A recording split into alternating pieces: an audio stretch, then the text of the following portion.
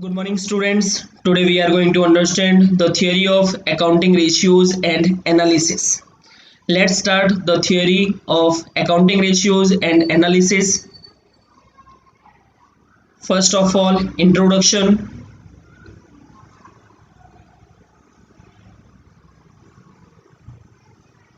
The financial statements analysis assists to understand the information disclosed in the financial statements of the business entity easily.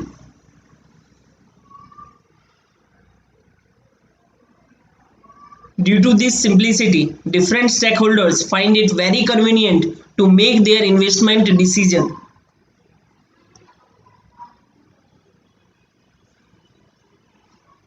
In this context, comparative statements and common size financial statements information is obtained in the previous chapter.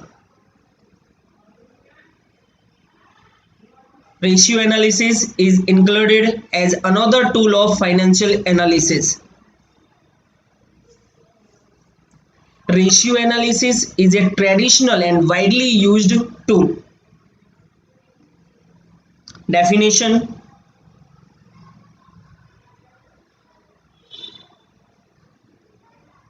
according to I.M. Pandey, the relationship between two accounting figures expressed mathematically is known as financial ratio.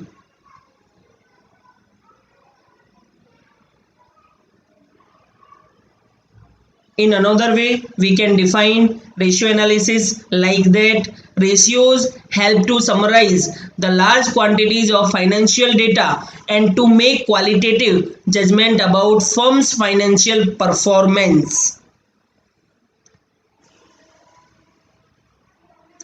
Peculiarity of ratios.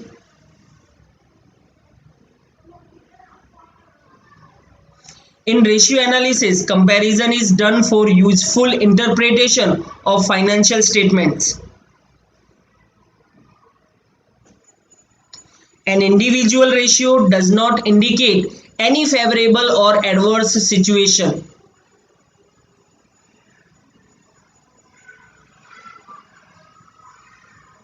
It is to be compared with a standard ratio. For the example, above stated gross profit ratio 30% does not indicate any favorable or adverse situation. It represents result only. Thus, when ratios are compared with any standards, then the utility of it is proved. These standards can be as under: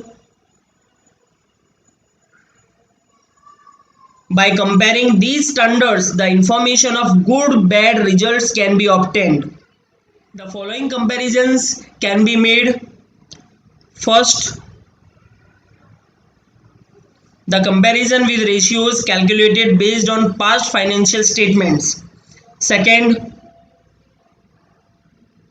the comparison with ratios developed by the business entity.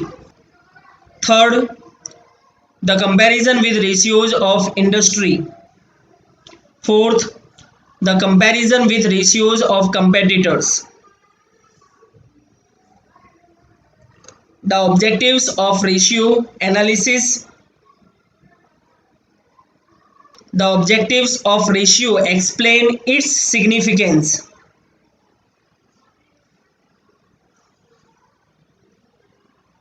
Due to ratio analysis, the information of financial statements can easily be understood briefly and scientifically.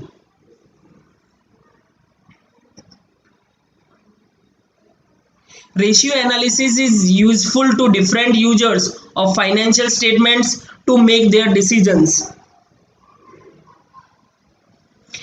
Their objectives or significance is as follows. First, for financial statement analysis, only accounting statistics information is available from details disclosed in financial statements. These figures do not represent any analysis. Ratio analysis works as indicator to the users of financial statements. Different stakeholders undertake analysis of profit and loss statement and balance sheet. To make this analysis meaningful and useful, ratio analysis is used. Second, for simple presentation of accounting information. Ratio analysis represents accounting figures in more simple, in brief, and in scientific form. The components of financial statements have specific relation with each other, and the ratio analysis clarifies the meaning of this relation. For the example, debt equity ratio. This ratio shows the proportion of equity against debt. Many components depend on the other component. For the example, net profit ratio. Here the creation of profit is from sales. This ratio shows the proportion of net profit to sales. Ratio analysis represents the relation between two related components and their simple understanding to the users. Third, to know profitability status of the entity.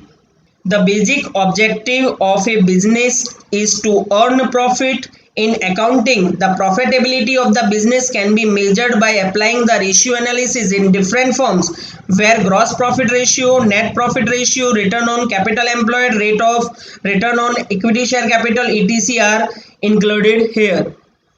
Fourth, to know liquidity status of the entity.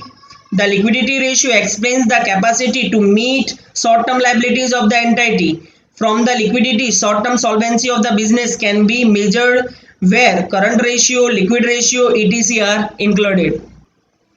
Fifth, to know long-term solvency of the entity. The long-term solvency of a business entity is measured by deducting total liabilities from total assets. Higher the positive difference, higher the solvency. This is the ideal measurement for the entity to obtain borrowings. The lenders of the business entity focus on solvency. The analytical presentation in this context is availed by ratio analysis, where debt equity ratio, total assets, debt ratio, etc. are included. Sixth, to know operating efficiency of business entity. Different types of assets are acquired by the business entity. For measurement of effective and efficient use of assets, ratio analysis is useful. For this, turnover ratio are used. For the example, stock turnover ratio. Seventh, for forecasting. The trend of respective item can be seen by ratio analysis. For the example, during last 5 years, the gross profit rate is 20%, 23%, 24%, 26%, and 29% respectively. Here it is observed that there is a growth in the gross profit ratio during the last 5 years. This indicates favorable trend for a company. This trend can be useful to the company to undertake planning and forecast. Eighth, the information about weak aspect. There may be overall good result of the business entity out of different aspects like profitability, liquidity, solvency, or efficiency. There may be weak performance of any one aspects and good performance of any other aspects. Thus, the average result will be satisfactory, but under ratio analysis, each aspect is evaluated individually, so the information for weak aspect can be obtained and necessary remedies can be undertaken. Ninth and last objective, for interfirm and intrafirm comparison. The comparison of the operating performance of a business entity with the other business entities is known as interfirm comparison. This ratio analysis assists to know how and to what extent a business entity is strong or weak as compared to the other business entity. This can be obtained by ratio analysis.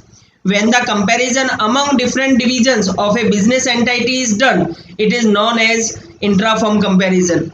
This ratio analysis is useful to know which division is strong and which one is weak as compared to the other division of the business entity.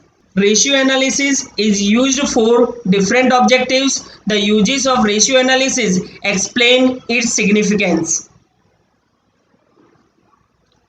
Limitations of ratio analysis. Ratio analysis is a traditional tool for measurement of different aspects of a business. Through it, the strengths and weaknesses of business entity are measured. This tool has limitations also.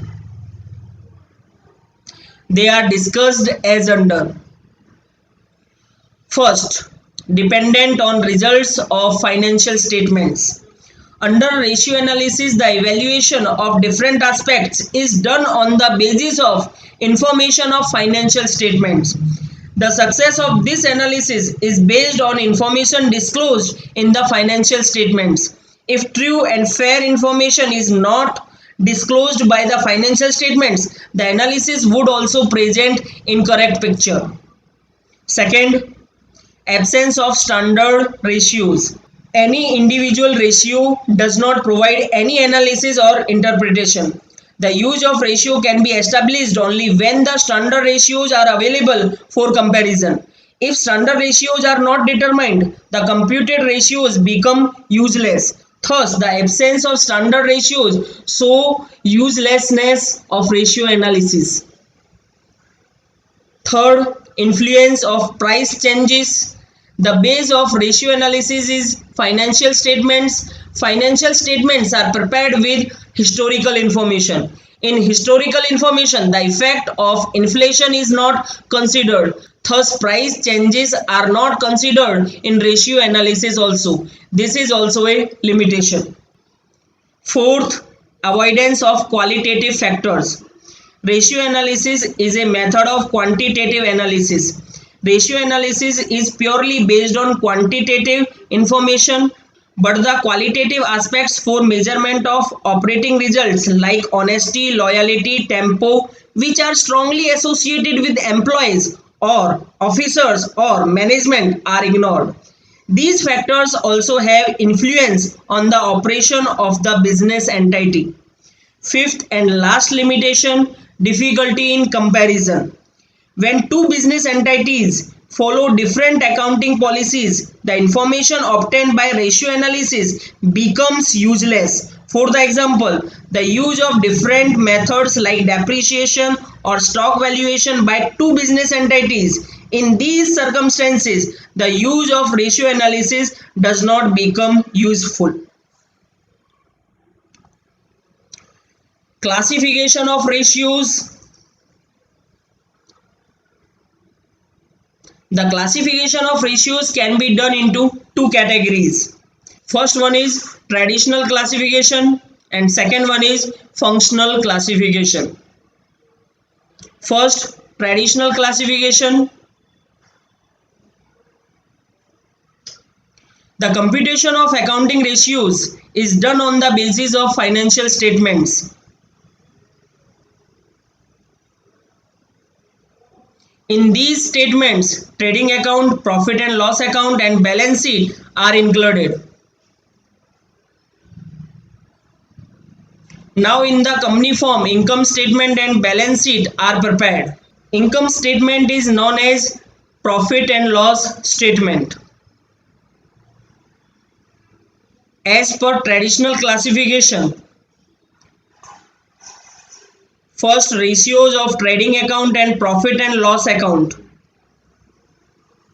Second, ratios of balance sheet. Third, composite ratios are covered. Then students, as per traditional classification, ratios related to trading account and profit and loss account will be found. In second, ratios related to balance sheet will be found. And third, composite ratios are found. And students, ratios are not found by traditional classification in your course. So second, functional classification.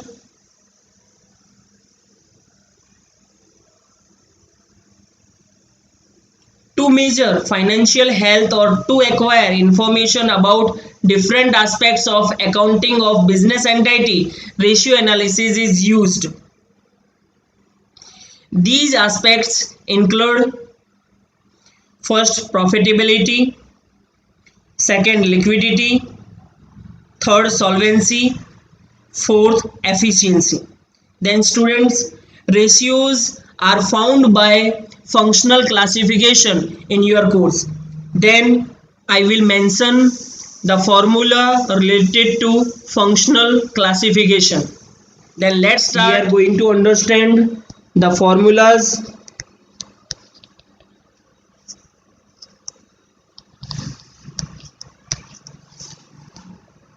on the basis of functional classification.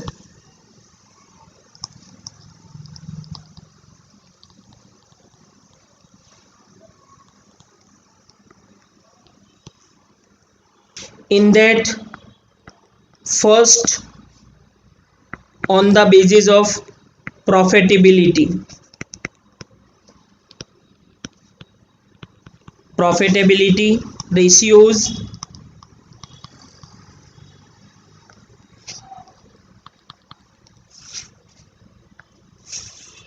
in that, first is gross profit ratio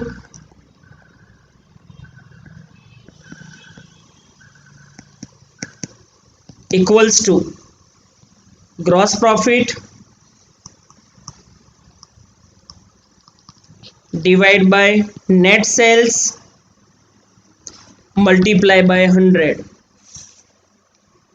Second one is operating ratio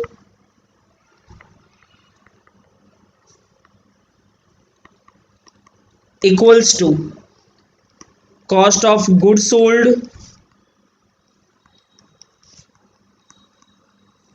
plus operating expenses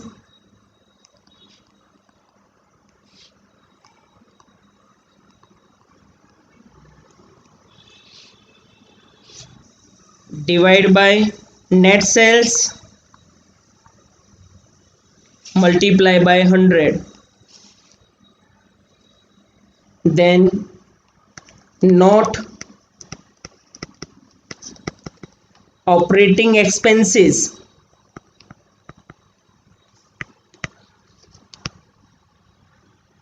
include office expenses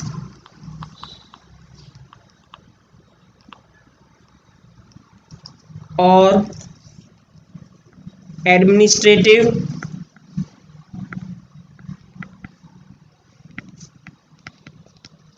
expenses, sales, distribution expenses, employee benefit expenses, depreciation,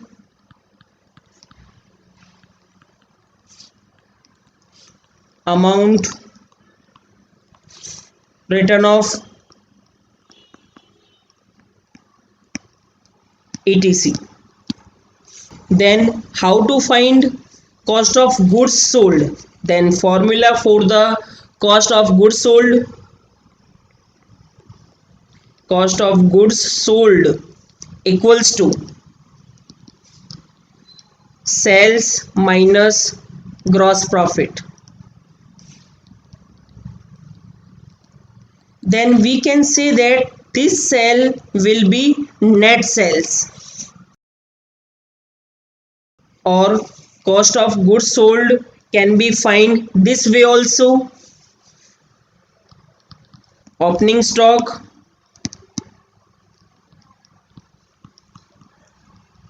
plus purchase plus purchase expenses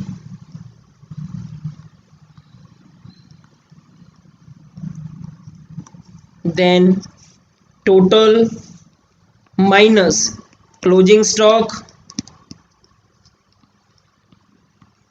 Then here we will get cost of goods consumed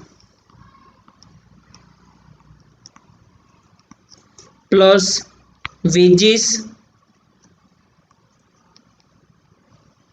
plus factory expenses.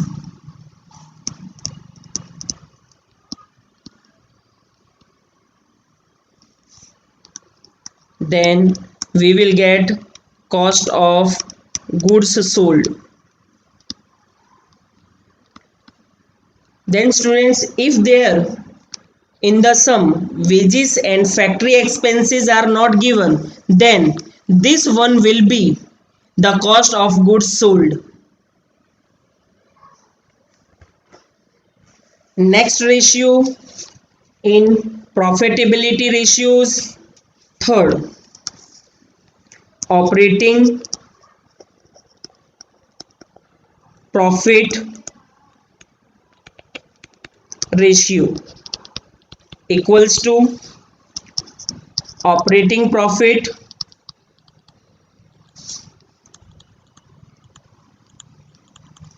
divided by net sales multiply by 100. Then how will we get operating profit? So for operating profit formula, operating profit equals to sales minus operating cost. Then how will we get operating cost? Then operating cost equals to cost of goods sold plus operating expenses.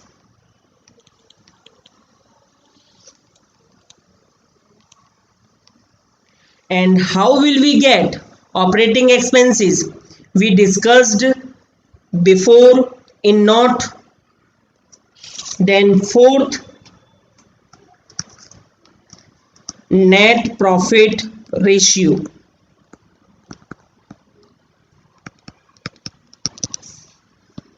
equals to net profit after tax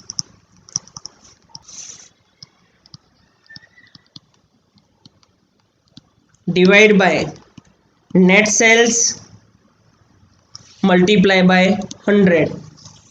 Then students, how will we get net profit after tax?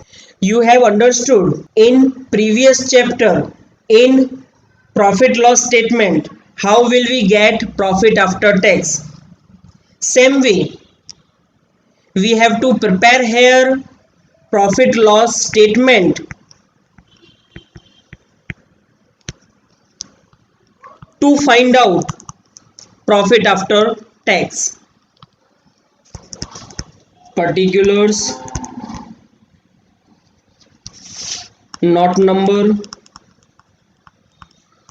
amount rupees. Then first of all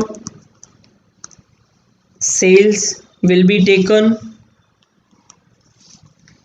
In second, other income.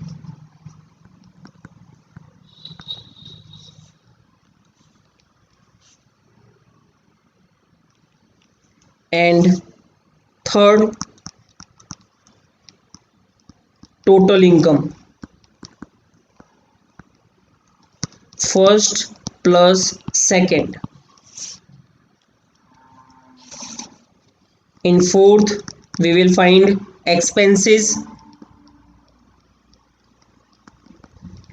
cost of goods consumed,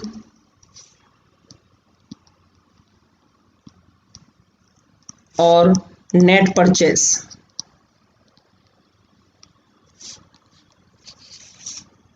Then operating expenses will be taken. Financial expenses,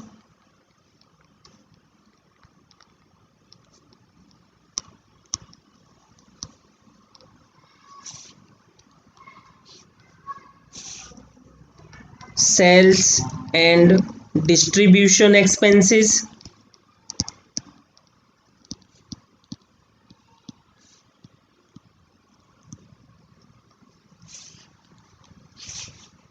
then non-operating expenses.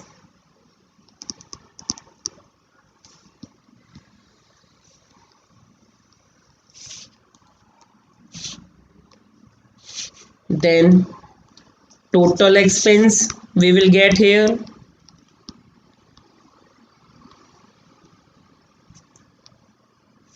In fifth,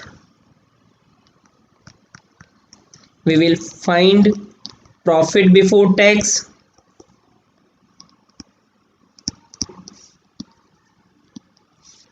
Third point minus 4 point.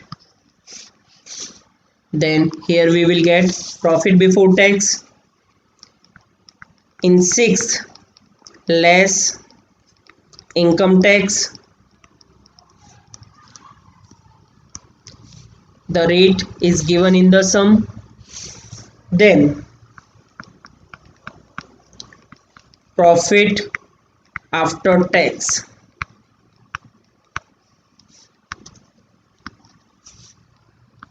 Fifth point minus sixth point. Then students, it is profit after tax, or we can say that it is net profit after tax.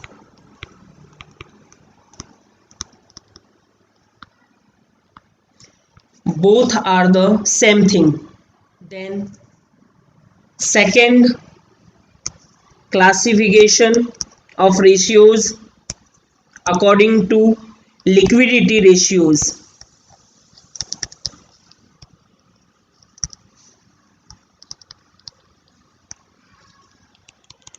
In that, first one is current ratio. The formula for current ratio equals to current assets divided by current liabilities.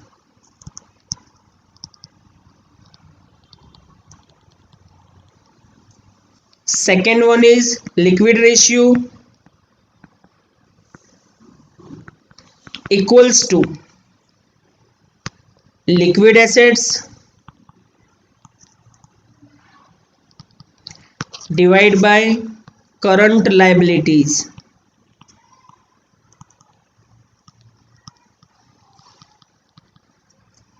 Then how will we find liquid assets? So liquid assets equals to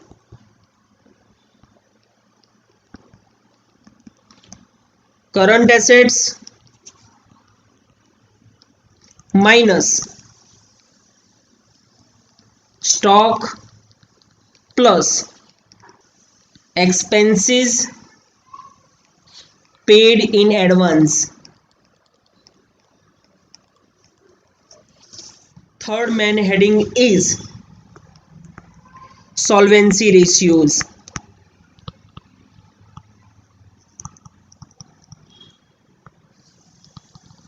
In that, first is debt to equity ratio equals to debt, and debt means long term liabilities, or we can say that non current liabilities, divided by equity, and equity means shareholders funds. And how will we find out shareholders funds? So to find out shareholders funds,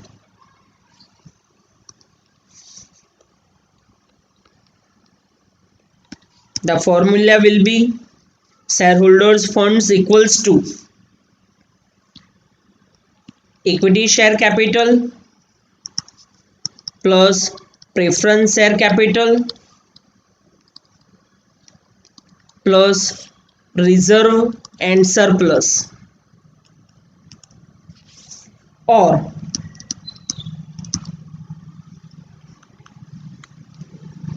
shareholders funds equals to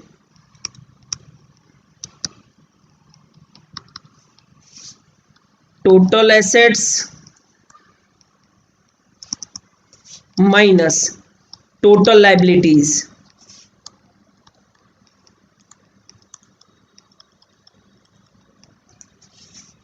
Then second, total assets to debt ratio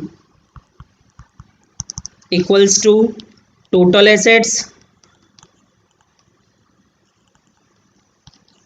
divided by debt, and debt means long term liabilities.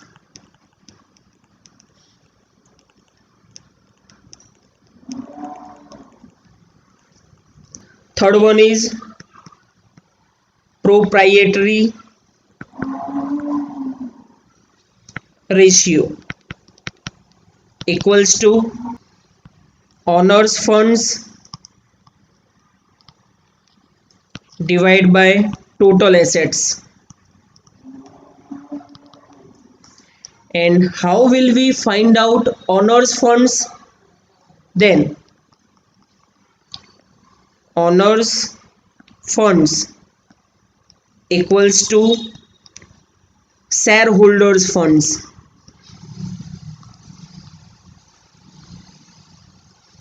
And about shareholders funds, we have understood here shareholders funds equals to equity share capital plus preference share capital plus reserves and surplus, or shareholders funds equals to total assets minus total liabilities. Then fourth, interest coverage ratio equals to earning before interest and tax divided by interest on long term debt, and long term debt means long term liabilities. And how will we find earning before interest and tax? Then earning before interest and tax equals to earning after tax plus tax plus interest.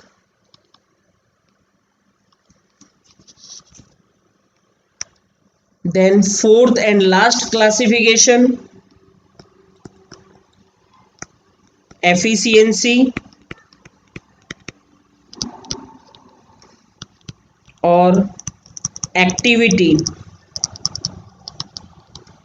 ratios. In that, first is stock turnover ratio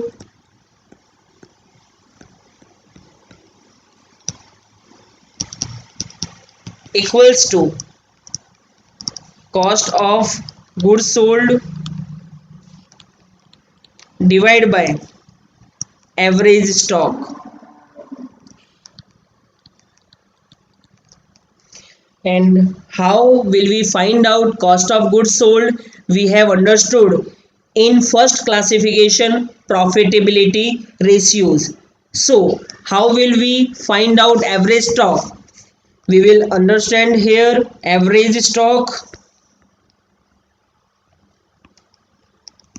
equals to opening stock plus closing stock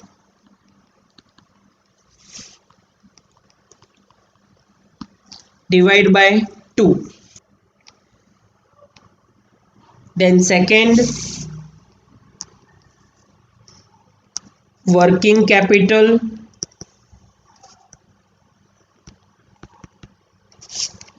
turnover ratio Here we have to find out working capital turnover ratio by two ways. On the basis of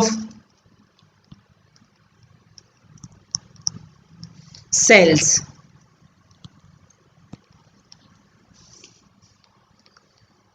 working capital turnover ratio equals to sales divided by working capital.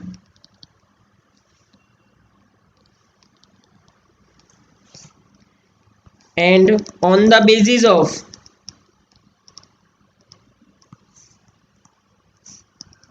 cost of goods sold,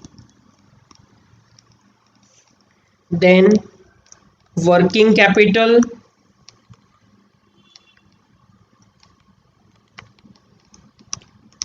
turnover ratio equals to cost of goods sold divided by working capital.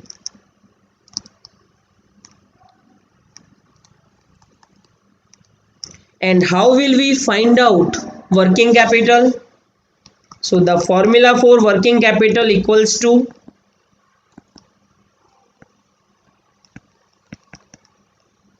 current assets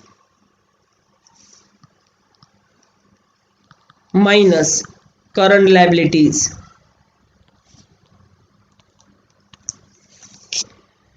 Then third, debtors turnover ratio equals to credit sales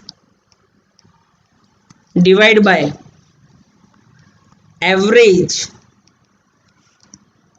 trade receivables.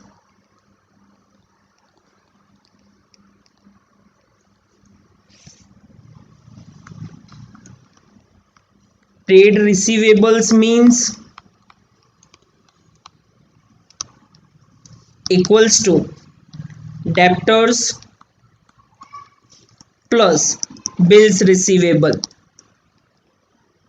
Then how will we find average trade receivables? So average trade receivables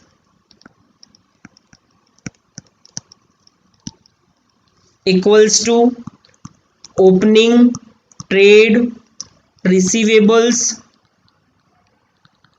plus closing trade receivables divided by 2. Here we have also found out collection period. So for the collection period, the formula will be collection period in months equals to 12 divided by debtors, or you can say that debtors turnover ratio. Collection period in weeks equals to 52 divided by debtors turnover ratio. Collection period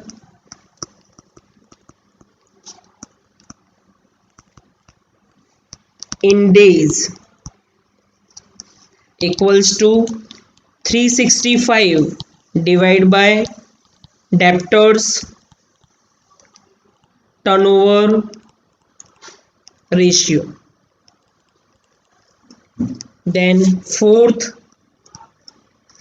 creditors turnover ratio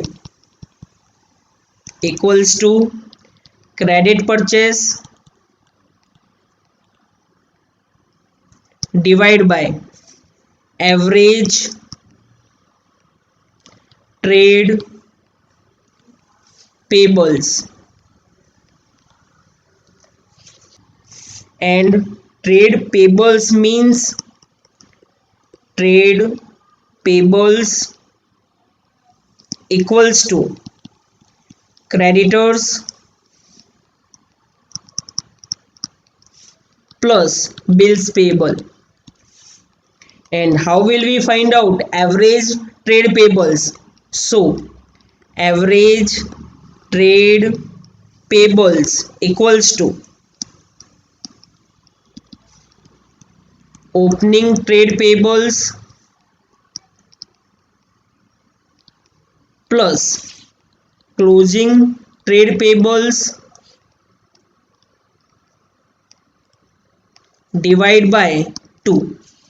Then here we have to find out payment period also. So the formula for payment period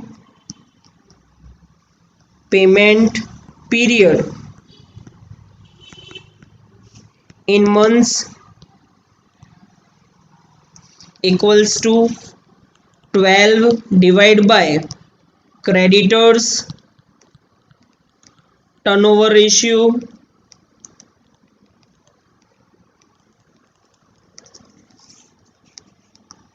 payment period in weeks 52 divided by creditors turnover ratio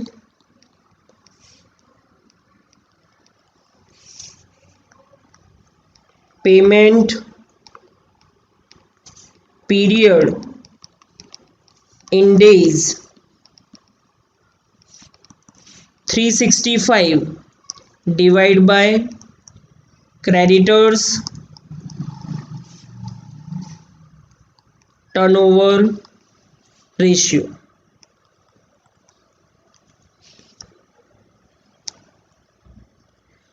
Students, here we have finished the formulas. In the next video we will meet with the sums. Students, आपको हमारा video अच्छा लगा हो तो please like share and subscribe to support us. Thank you students.